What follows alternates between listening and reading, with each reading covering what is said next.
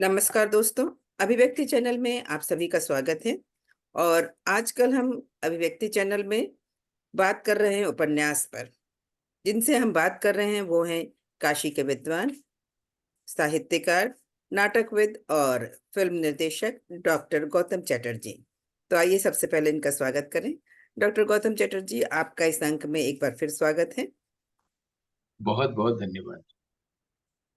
Doctor Gautam Chatterjee, पिछले अंक में जब हम बात कर रहे थे और हमने आपसे कुछ उपन्यासों के बारे में भी पूछा था कि अगर आप सजेस्ट करते, आप सलाह देते, तो कौन सा उपन्यास पढ़ने के लिए कहते। तो आपने बहुत सारे राइटर्स के नाम बताए, उपन्यास के भी नाम बताए।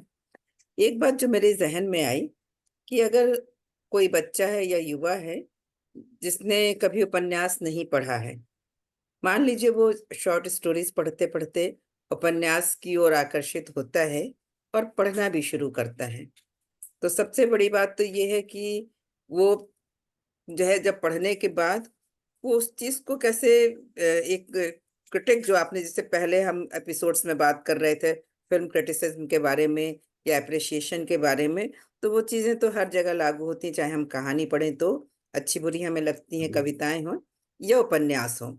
उपन्यास चूंकि एक लंबी कहानी, बड़ी कहानी है और बड़ी चीजें ज्यादा देर तक हमारे जहन में रहती हैं, तो वो उस कहानी को पढ़ने के बाद उसको कैसे अप्रिशिएट करे, ये मेरा एक प्रश्न है। इसका आप बाद में उत्तर दीजिएगा।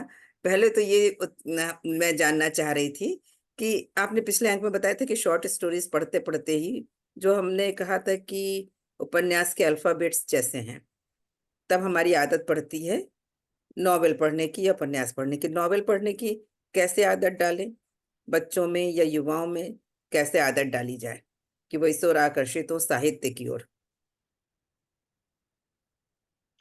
देखिए, बच्चों में या युवाओं में, नई पीढ़ी में हम्म। सबसे पहले उनको जो चीज पसंद है वो पढ़ने देना चाहिए। अगर उनको हम्म कॉमिक्स पसंद है तो कॉमिक्स पढ़ना चाहिए, ठीक है। हम्म हम्म, लेकिन गुलशन नंदा न पढ़े हाँ और फ्रेंच काफका पढ़े, इस स्टैंडर्ड से अगर शुरू करे, मैंने ऊंचाई से ही शुरू करे। जी जी, क्योंकि मैं ये वही ऐसी जा ऊंचाई रही थी। होती है, हम्म साहित्य की ऊंचाई ऐसी होती है, इसको आपको नीचे से ऊपर तक नहीं जाना पड़ता है। हम्म। साहित्य और कला में यही होता है, आप जी। ऊंचाई से ही आरंभ कर सकते हैं। हाँ हाँ। तो उनको अगर हम सुरेंद्र मोहन पाठक, गुलशन नंदा न दें और उनको हम ऊंचाई से ही शुरू करें और उनको बोले कि देखो, एनातोले फ्रांस एक बहुत अच्छे लेखक हुए हैं, जी थॉमस जी। हार्डी हुए हैं, हम्म अलेक्जेंडर ड्यूमा हुए हैं, हम्म हम्म अज्ञे हुए हैं, हमारे यहाँ निर्मल वर्मा हुए हैं। तो हम्म इनको कैसे पढ़ना, उनको तो कुछ नहीं पता। हम्म जिसने कुछ नहीं पढ़ा है उसको कुछ नहीं पता। लेकिन हो सकता है उसको किसी कहानी का किरदार अच्छा लगे, हो जी। सकता है उसको किसी कहानी का कोई खास जगह, कोई खास सिचुएशन अच्छा लगे, हम्म या उसको सिर्फ प्रेम कहानी पढ़ना अच्छा लगे, हम्म। या उसको कोई एक मोमेंट अच्छा लगे। मोमेंट का मतलब ये हुआ कि जी। जैसे प्रेमचंद की कहानी है मंत्र, जो बहुत बहुपठित कहानी है। हम्म। तो उसमें जब वो डॉक्टर चड्ढा के बेटे को सांप ने काट लिया है, जी। तो ये जो बूढ़ा भगत है जिसके पास उसका मंत्र है हम्म। सांप के विष से बचने का, वो उसको हम्म, लेके जा रहा है बिल्कुल। उस हवेली की ओर। और सब लोग वहां से जा चुके हैं, शोक, पूरा शोक संतप्त हवेली है। अब वो हम्म रात में जा रहा है तो चौकीदार बीच में मिलता है, तो बोलता है कि तुमसे ये रहा नहीं गया ना कि तुम बचाने जा ही रहे हो, जिस डॉक्टर की हम्म वजह से तुम्हारा बेटा नहीं हुआ, हम्म तो जल्दी जाओ, बचा लो, तुम ही बचा सकते हो। वो नहीं नहीं, मैं बचाने तो नहीं जा रहा हूँ, मैं तो ये हम्म। देखने जा रहा हूँ कि जब अमीर घरों के बेटे मरते हैं तो अमीर पिता कैसे रोता है। बिल्कुल। मतलब वो भी पिता है, मेरा भी बेटा मर गया है, हम लोग हम्म गरीब लोग हैं, हम लोग रोते हैं। लेकिन जब बड़े घरों के लड़के मर जाते हैं तो उनके पिता कैसे रोते हैं, ये देखने जा रहा है। ये वो हम्म बोल तो रहा है, ये उसका हम्म ब्रेन और माइंड तो है, हार्ट क्या है वो दिखाता है। वो रुक नहीं पाता, वहां पर जल्दी जल्दी जाता है और उस हम्म बच्चे को बचा लेता है, कैलाश को। तो हम्म। जिस मोमेंट में वो ऐसा जवाब दे रहा है, जी उसका जी। बोल तो रहा है उसके विरुद्ध है, हार्ट हम्म उसके फेवर में है, उसको बचा रहा है। उसको हम्म। बचा रहा है जिसकी वजह से उसका अपना बेटा उसने खो दिया है। हाँ, तो उसके किसी किसी रिटर्न में को, वो कुछ चाहता भी नहीं है, चुपचाप वहां से चला भी और वहां जाता से है। लौट आता है, वो रुकता भी नहीं है। जब वो आप फिर से पूरी कलरव शुरू हो जाता है हवेली में, तो हम्म। लोग ढूंढते हैं वो आदमी कहाँ गया, वो ठहरता भी नहीं है, क्रेडिट भी नहीं लेता है। तो वो जो मोमेंट है चौकीदार से बात करने वाला, हम्म। हो सकता है कि पाठक को वो मोमेंट अच्छा लगे। बिल्कुल। अगर वो दी इडियट पढ़ रहा है दोस्तोयेवस्की का, हो सकता है उसको प्रिंस मिश्किन का कैरेक्टर अच्छा लगे, हम्म। है ना? तो कभी कभी किसी को कोई प्लॉट अच्छा लगता है, कभी किसी को कैरेक्टर अच्छा लगता है, कभी किसी को कोई मोमेंट अच्छा लगता है, तो ये आप हम्म नहीं बता सकते इन जनरल युवा पीढ़ी पीढ़ी को क्या अच्छा लगेगा। हम्म। तो उसको किताब की दुकानों में जाना चाहिए, किताबों को छूना चाहिए। बिल्कुल। एक लड़के या एक लड़की को, भले ही हम्म उसको कुछ नहीं आता, उसको हम्म अपने आप कोई किताब बुला लेंगे अपने पास। हम्म। और अगर आप उसको ये नसीब में है कि आप जैसे लोग जो लिटरेचर पढ़े हैं, हम्म कॉम्पिटिटिव स्टडी पढ़े हैं, वो हम्म। लोग उनको सुझा सकते हैं कि देखो तुम्हारे साथ जो चीजें हैं, यही जेन ऑस्टिन ने भी प्राइड एंड प्रेजुडिस में लिखा है। जी। तो उसको पढ़ने के लिए कई चीजें हम्म। आप खुद ही उनको उत्साह जगा सकती है। ऐसा, बिल्कुल। ऐसे भी लोग होते हैं, ऐसे माता पिता भी होते हैं ऐसे युवाओं के पास। तो हम्म और उसकी स्टोरी टेलिंग से भी हम शुरू कर सकते हैं। देखो स्टोरी टेलिंग बहुत अच्छी चीज होती है। आप हम्म। कैसे किसी बात को कहते हैं, जी। और फिर आप कहिए कि कैसे मोपासा ने अपनी बात कही, या दी हम्म ट्रायल में काफका ने नॉवेल में कैसे अपनी बात कही, या एक हम्म और बड़े लेखक हुए हैं एल्बेर कामू। हम्म एल्बेर कामू ने कोई नाटक लिखा है कैलिगुला, है ना? हम्म उन्होंने कोई एक लिखा है क्रॉस पर्पस, तो उसमें उन्होंने क्या कहा है? फर्स्ट मैन या प्लेग जैसा उपन्यास लिखा है, तो हम्म। उसमें उन्होंने क्या कहा है ना? जी या जी। हमारे देश में भी अच्छे लेखक हुए जिन्होंने उपन्यास लिखा है, जैसे हजारी प्रसाद द्विवेदी। अब हम्म हजारी प्रसाद द्विवेदी के दो उपन्यासों में खूब चर्चा होती है, हम्म अनाम दास का पोथा और बाण हम्म भट्ट की आत्मकथा। लेकिन हम्म। जो उनका उपन्यास मुझे अच्छा लगा है, वो है कल्पलता।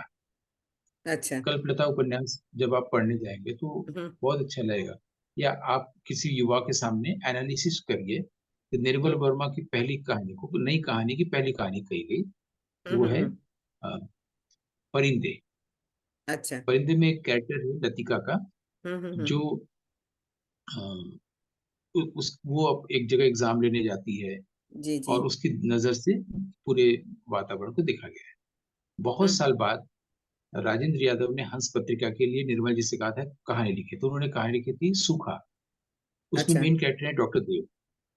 हम्म। डॉक्टर देव के पास भी पूरे परिवेश वही होता है जो लतिका 40 साल पहले जो उन्होंने लिखा था, अच्छा। 60 के आसपास। तो हम्म लतिका और डॉक्टर देव एक ही कैरेक्टर रखते हैं, बस वो हम्म फीमेल। और निर्मल जी हम्म खुद कहते हैं कि कहानी में कई पात्रों में से किसी एक पात्र को लेखक चुन लेता है, वो उसमें प्रवेश कर जाता है और उसके हम्म। जरिए अपनी बात कहते हैं, निर्मल जी बिल्कुल। कहते हैं। लेकिन हम्म अगर किसी से ये एनालिसिस किया जाए कि उनको सूखा लिखने की जरूरत क्या हुई, उन्होंने तो पहले लिखी थी परिंदे, हम्म बस हम्म। कैरेक्टर बदल गया, परिवेश हम्म। बदल गया, लेकिन एक ही कहानी को उन्होंने रिपीट किया। इसको भी अच्छा। निर्मल जी कहते हैं कि हम्म अ, जैसे शराबी शराब एक बार ही पीता है, फिर हम्म। जीवन भर उसे दोहराता है, वैसे लेखक पूरे जीवन में एक ही बार एक बात कहता है, फिर बार बार उसको दोहराता है अलग अलग फॉर्म्स में। अरे वाह, क्योंकि निर्मल जी की मैं बहुत ये साल आपने से एक हूँ। बड़ी अलग सी बात कही कि शराबी शराब एक ही बार पीता उसका दोहराता है, ये चीज मतलब कभी इस नजरिए से नहीं सोचा। वास्तव में होता ही होता यही है। और बिल्कुल। ऐसे ही मोपासा ने अगर कोई बात कही अपनी पहली कहानी में, अपनी हम्म। सारी कहानियों में वही बात वो कहेंगे। निर्मल वर्मा भी ये बात कह रहे हैं, क्योंकि मैं इन लोगों के ही संपर्क में ज्यादा रहा हूँ। अच्छा। निर्मल जी हैं, कुंवर जी हैं, श्रीकांत वर्मा है। तो हम्म। निर्मल जी ने ये बात कही थी कि वो हम्म। लेखक बार बार दोहराता है। मेरा अपना मानना है कि ऐसा नहीं है। हाँ, मैं वही मोपासा पूछने ही की वाली थी कोई, आपको टोक के कि आपका क्या मानना है। क्योंकि नहीं मैंने मेरा आपकी ये जितनी, मानना है। हाँ, आपकी मैंने जो चीजें पढ़ी, जैसे अभी हाल ही में आपने आर्टिफिशियल इंटेलिजेंस पे लिखा, तो अगर कोई हम्म, चीज आपने बिल्कुल स्पिरिचुअल लिखी है, कोई चीज आध्यात्मिक जो है उसको विषय को लेके लिखी है, तो आर्टिफिशियल इंटेलिजेंस पे भी आप लिख रहे हैं। अगर आर्टिफिशियल इंटेलिजेंस पे भी लिख रहे हैं, तो अगर लता मंगेशकर नहीं रही तो उनके ऊपर भी आप लिख रहे हैं। तो वही दोहराने वाली हम्म, बात को लेके मैं आपसे ये प्रश्न करने ही नहीं, वाली थी जी। कि यही आप तो भी ये मानते विषय हैं का क्या? दोहराव नहीं, नहीं विषय का दोहराव नहीं, हम्म कि अलग अलग बहुत सारे विषय हो गए तो अलग अलग लेख हो गए, अलग अलग कहानियां हो गई, निर्मल जी ये नहीं कह रहे हैं, निर्मल जी कह हम्म, रहे हैं लेखक को जो बात कहनी है जी। वो 100 कहानियों में एक ही बात को बार बार दोहराते रहते हैं। कहानियां अलग अलग हैं, प्लॉट हम्म, अलग अलग है, सब हम्म, कैरेक्टर्स अलग है, लेकिन बात वही है। मेरा मानना है कि ऐसा नहीं है। हम्म, औसतन लेखक ऐसा करते हैं, औसतन लेखक ऐसा करते हैं, लेकिन आप मोपासा की 2 कहानियां ले लीजिए या जी। ओ हिंदी की 2 कहानियां ले लीजिए, हम्म, आपको एक में जो वो बात कहना चाह रहे हैं वो दूसरे में बिल्कुल नहीं मिलेगी, एकदम से नहीं मिलेगी, बिल्कुल। है ना। तो हम्म, ये जो ग्रेट मास्टर्स हैं विश्व के, हम्म, उनमें ये नहीं मिलेगा। वो हर जी। बार एक नई बात कहते हैं, नई हम्म, कहानी में नई बात। और औसत दर्जे का जो लेखक होता है वो हम्म, हर नई कहानी में एक ही बात को दोहराता है। ये इसकी एक ये हाइट है बहुत, हाँ, जरूर। ये बहुत समझने वाली चीज जैसे आपने कही। टॉलस्टॉय की कहानी एक मोची को लेकर के। हाँ। अब मोची कुछ दिनों से अपनी दुकान पर नहीं जा रहा है, वो अपने घर में है, छोटा सा कमरा है, हम्म, और वो खिड़की के नीचे वाले हिस्से से बाहर की दुनिया को देखता है। ऊपर हम्म, पूरा पर कपड़े से ढक ढक रखा है, हम्म, नीचे सिर्फ लोगों के पाँव दिखते हैं, हम्म, लोग आ रहे हैं जा रहे हैं चल रहे हैं। तो हम्म, पाँव से वो पता कर लेता है कि अरे ये जूता मैंने इतने दिनों पहले सिला था, ये चप्पल मैंने इतने पहले सिली थी, ये तो इस जगह पर ये मैडम आई थी। पाँव से वो कैरेक्टर को, आदमी को लेता है, हम्म, जूतों से। अब ये एकदम नई बात थी, बिल्कुल। है ना, कि वो हम्म, कहाँ से देखता है आदमी। हम्म, तो टॉलस्टॉय की एक कहानी में, टॉलस्टॉय की एक और कहानी है जिसमें 2 बुजुर्ग लोग बेथलहेम, जहाँ पर ईसा मसीह का जन्म हुआ था, हम्म, हम्म, वहां जाते हैं। और वो लोग अपने पोते वोते तक सब देख लेते हैं, सब लोग वेल स्टैब्लिश्ड हैं, और 2 बुजुर्ग दोस्त हैं, हम्म, वो लोग चाहते हैं चलो हम लोग अब इस यात्रा पर निकले। जैसे हम्म, लोग मक्का मदीना जाते हैं या जी, जी। हमारे केदारनाथ बद्रीनाथ जाते हैं, वो लोग दोनों हम्म, लोग बेथलहेम जाते हैं ईसा मसीह को देखने। वहां हम्म, जाना बहुत पवित्र है, धन्य होना है, एक बार हम्म, दर्शन मिल गया ईसा मसीह का। हम्म, एक व्यक्ति बीच रास्ते में एक परिवार को देख के रुक जाता है, उसकी हम्म, हेल्प करने लगता है, उसको घर भी जाता है। सभी लोग मरणासन्न पड़े हैं, उनको धीरे धीरे पानी खाना ये सब देता है। तो दूसरा दोस्त बोलता है चलो हो गया, अब आगे चले। बोलता है तुम निकलो, हम इन लोग को थोड़ा सा और बेटर कर लें। तो वो ईसा मसीह को देखने वहां तक पहुंच जाता है, और ये आदमी जो है ये हेल्प करने लगता है। फिर कैसे कैसे उनका रोजगार व्यवसाय चलेगा करते हैं, तो वही स्टैब्लिश हो जाता है, मतलब उन हम्म, लोग को हेल्प करने में रह जाता है। और ये फिर लौट आता है, और जो ईसा मसीह तक पहुंचा था, मूर्ति जी। तक, उसको भीड़ में कई बार अपना दोस्त दिख जाता है। अच्छा।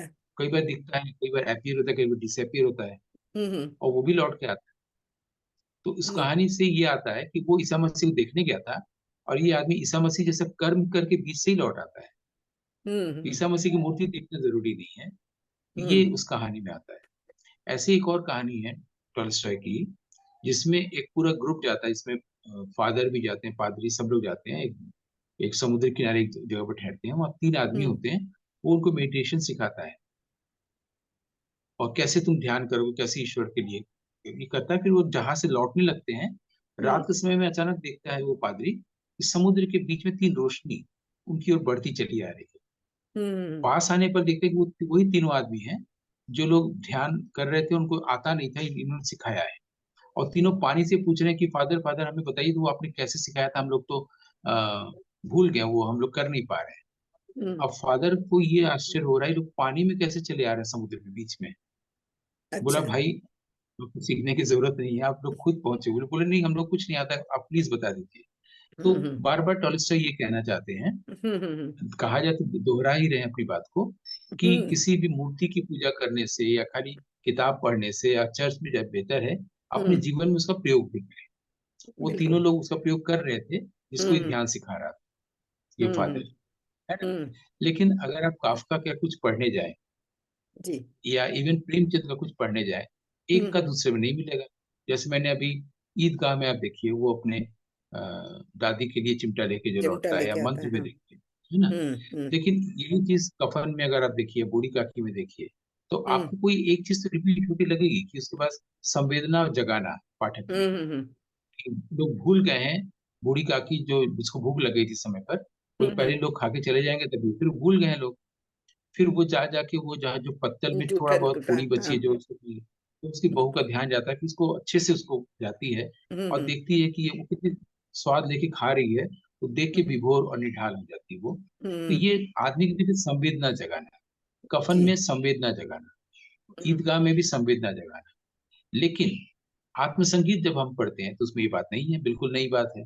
जब हम अच्छा। खुद ही पढ़ते हैं प्रेम की हम्म। कहानी, बहुत वो एकदम अलग बात है। ऐसी प्रेम कहानी कोई सोचा ही नहीं है, जिसका हम्म। आखिरी डायलॉग ही पूरी कहानी का जिस्ट है। अगर मैं अभी बता दूंगा तो लोग कहेंगे कि आपने क्यों पहले से बता दिया। नहीं, एक एक प्रेमचंद की और एक चीज होती कहानी है। अनिष्ट की आशंका, वो भी, हाँ, अनिश्चित हाँ, आशंका। वो भी बहुत टचिंग है। मतलब जो हम बिल्कुल। सोचने लगते हैं, पहले से ही डर जाते हैं, मतलब अपशकुन हम्म। का सोचने लगते हैं। और फिर कभी कभी मतलब उस कहानी को पढ़ के लगता है कि क्या ऐसा इन्होंने सही लिखा, कि हमने अपशकुन का सोचा और वो हुआ भी। वो जो लेडीज जाती है आप अपने अगर पति के लिए, आप अगर देखिए तो बिल्कुल जी।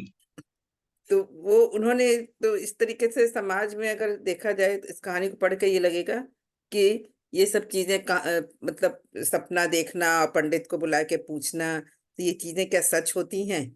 प्रेमचंद की कहानी को पढ़ के ये लगता है, अनिष्ट की आशंका पढ़ के स्पेशली ये मुझे लगा। आप अनिश्चित की आशंका को पढ़ने के बाद शेखर एक जीवनी नॉवेल पढ़ी अज्ञे का, तो अच्छा। आपको लगा कि ये उसी का विस्तार है क्या, अच्छा। हाँ। है ना? हाँ, वो नहीं पढ़ी तो मैंने, हाँ। प्रेमचंद को पढ़ना बहुत जरूरी, बहुत बेसिक राइटर्स को कहा जाता है। प्रेमचंद ये तो है। प्रेमचंद से पहले हमारे जितने भी लेखक हुए हैं, हम्म। उसकी कोई अनुभूति प्रेमचंद में नहीं है। हम्म। यहाँ तक कि ये लोग मिलते थे, भारतेंदु तो तुरंत उनका देहावसान हुआ था, और प्रेमचंद और जयशंकर प्रसाद मिलते थे, किसी हम्म। की छाया किसी पर भी नहीं है। बिल्कुल। बल्कि ये बात। प्रेमचंद ने कहा था हम्म। कि आप जो नॉवेल लिख रहे हैं, हम्म। आप बल्कि नाटक जो लिख रहे हैं, हम्म। इस नाटक को नॉवेल का रूप दीजिए। तो वो अच्छा। नाटक का नाम था अग्निमित्र। हम्म। और प्रेमचंद की सलाह पर प्रसाद जी ने हम्म। अग्निमित्र नाटक को नॉवेल लिखने की तरफ, उसको नॉवेल का रूप देना चाहे, और उसका अच्छा। नाम रख दिया इरावती। हम्म। और बाय द वे उनका भी देहावसान हो गया। वो इरावती आज तक इनकम्प्लीट नॉवेल है अच्छा। जयशंकर प्रसाद का। हम्म। तो ये सब चीजें भी जाननी चाहिए, तो जब रुचि जागेगी पढ़ने वाले हम्म। में, तो बहुत कुछ जानता चला जाएगा। पर फिर तो वो अग्निमित्र के चिट्ठी ही नाम पत्री। से तो आपने प्रेमचंद पे फिल्म बनाई। बिल्कुल, मैंने अग्निमित्र त्रयी बनाई है, प्रसाद, हम्म। प्रेमचंद और भारतेंदु पर। और ये अच्छा। बताने के लिए कि हम हम्म। लोग जयशंकर प्रसाद के नाटकों या कविताओं की बात करते हैं तो सिर्फ कामायनी पर आके ठहर जाते हैं, या बिल्कुल। नाटकों की बात करते हैं तो चंद्रगुप्त और स्कंदगुप्त तक आके ठहर जाते हैं। और भी चीजें हम्म। जाननी चाहिए। मैंने किसी हम्म। लेखक को सर्वांग रूप से पढ़ना ही उसको प्यार करना है। तो हाँ। अग्निमित्र जो उन्होंने नाटक लिखा, वो हम्म। जानना चाहिए। इसको मैंने ही तीनों त्रयी में, मैंने तीनों अपनी फिल्मों में ये नाम दिया, अग्निमित्र प्रेमचंद, हम्म। अग्निमित्र प्रसाद, और अग्निमित्र भारतेंदु। जी जी। ये तो हम्म। ये जानना, अब होता क्या है, कोई एक चीज पॉपुलर हो जाती है। जैसे हम्म। मान लीजिए कि मैक्सिम गोर्की की माँ या मदर एक बहुत बहुचर्चित नॉवेल है, हम्म। लेकिन मैं किसी नए पाठक को अगर कहूंगा, वो कहेगा हम्म। मैं मैक्सिम गोर्की को पढ़ने जाता हूँ, तो मैं हम्म। कहूंगा आप पहले उनकी एक कहानी पढ़िए, एन ऑटम नाइट।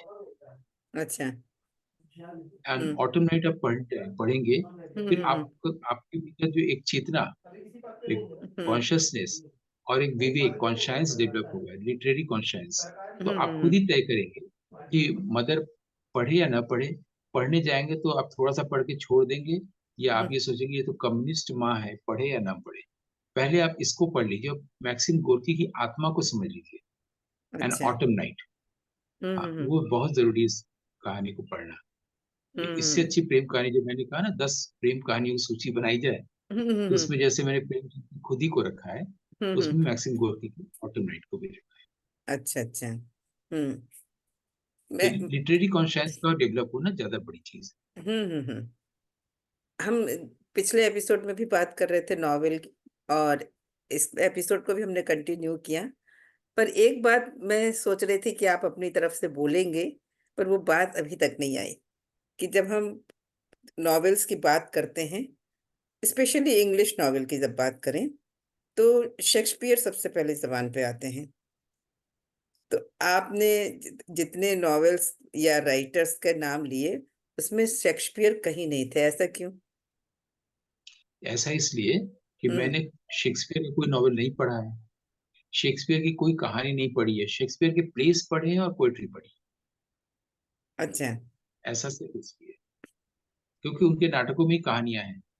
हुँ, और हुँ। इसीलिए मैं जब नाटक लिखने शुरू किए, तो मैंने अपनी कहानियों को नाटक का रूप दिया। हुँ, हुँ, तो हुँ। शेक्सपियर ने भी ऐसे किया था। अलग से मैंने उनकी कोई कहानी या नाटक नहीं पढ़ा है। शेक्सपियर ओमनिबस जो है, हुँ, हुँ। ओमनिबस माने समग्र, उसमें भी हुँ, मैंने उनकी पोएट्री पढ़ी है, पोएम्स जी। पढ़े हैं। हुँ, कई हुँ। पोएम्स ही पोएट्री कही जाती है। जी, तो जी। पोएट्री पढ़ी है और प्लेस पढ़े हैं। हुँ, हुँ। और उसके बाद अच्छा। सीधे मैं अल्बेर कामू और ज़ां पॉल सार्त्र में आ गया हूँ। हुँ। सार्त्र का नॉवेल है नौसिया। हुँ, नौसिया हुँ। कोई भी पढ़ सकता है। जी, जी।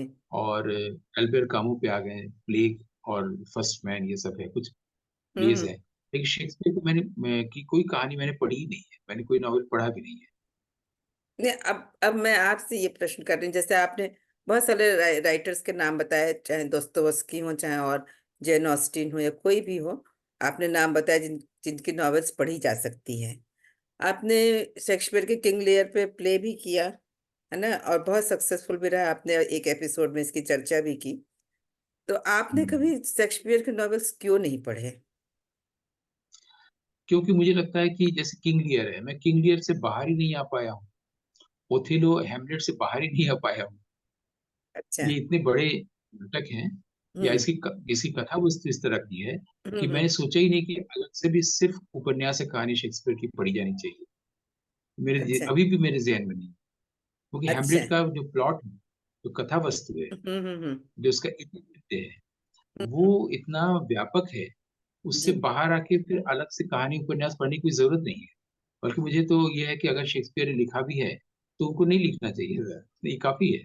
अच्छा।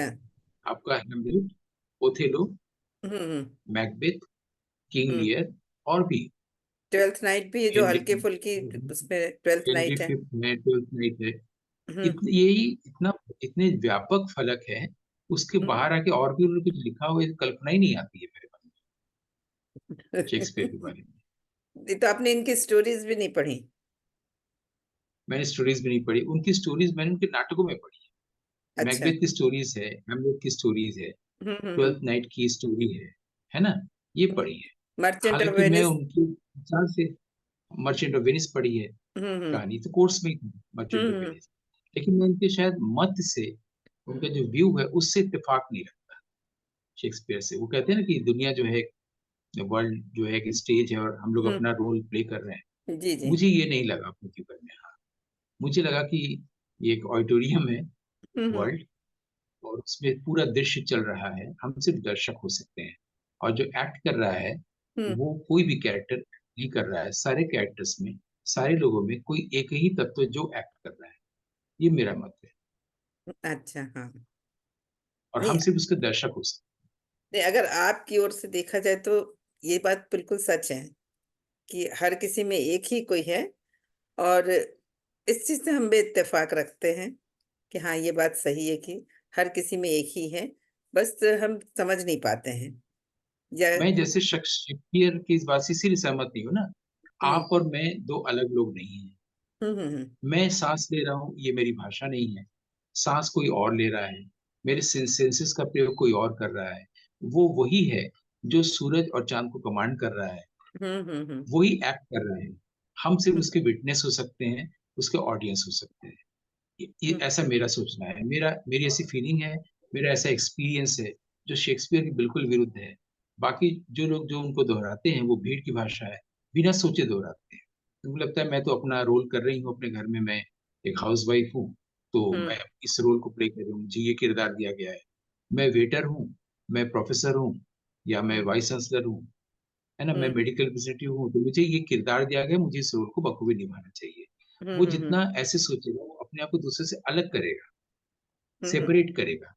जी, जी। जबकि अगर वो कॉन्शसनेस को देख ले, एक ही तत्व को देख ले, जो सब में है, तो वो हुँ, अलग करेगा ही नहीं, वो सब चीज़ों में, व्यक्तियों में ही नहीं, बल्कि हुँ, वो हुँ। किसी पलंग में, किसी मूर्ति में, किसी धूल में, आकाश में, सूरज में, हर चीज़ों जगहों पर एक ही प्रकाश को देखेगा ना।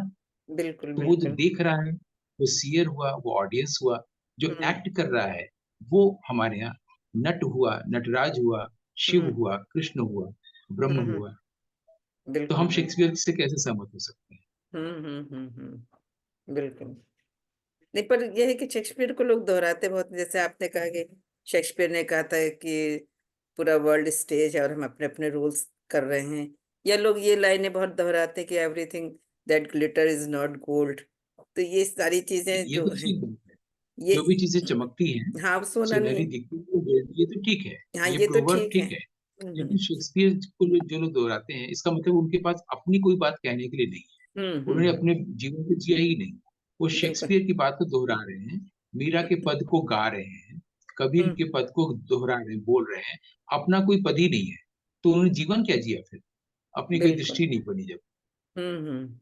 बिल्कुल सही अगर बात है। मैं निर्मल वर्मा की बात करूँ तो मेरी मेरी दृष्टि क्या है?